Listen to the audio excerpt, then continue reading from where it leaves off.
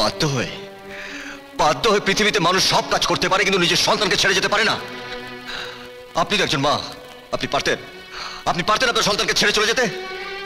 পারতেন না। আপনার একদিন আমি জীবন বাঁচিয়েছিলাম বলে। কর্ণ, চলে এসো। তোমার জরিমানার টাকা দেওয়া হয়ে গেছে, তুমি এখন মুক্ত। কিন্তু 2 লক্ষ টাকা দেওয়ার মতন কোনো বড় লোক আত্মীয় বা বন্ধু বান্ধব তোমার নেই। কে দিল এতগুলো টাকা? জজ সাহেবান নিজে তোমার জরিমানা টাকা দিয়ে দিয়েছেন। ওই যে উনি দাঁড়িয়ে রয়েছেন তোমাকে নিয়ে যাবার জন্য। যাও।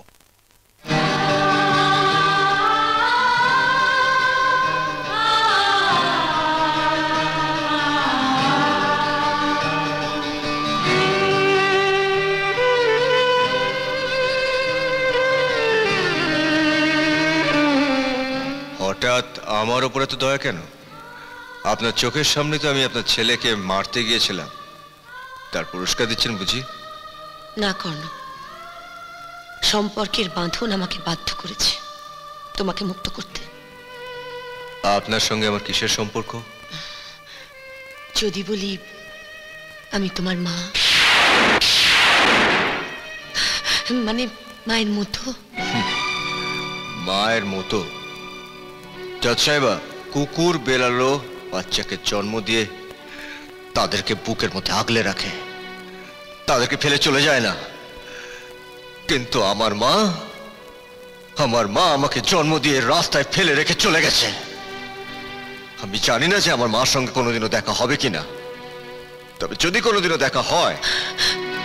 কি করবে দেখা হলে? আমি তাকে খুন করে ফেলবো। জি বাবা, হয়তো তুমি তোমার মার সম্পর্কে ভুল ধারণা করে বসে আছো। দেখো, কোনো মা কি পারে তার নিজের সন্তানকে ত্যাগ করতে? বলো। হয়তো তোমার মাও সম্পূর্ণ তার ইচ্ছের বিরুদ্ধে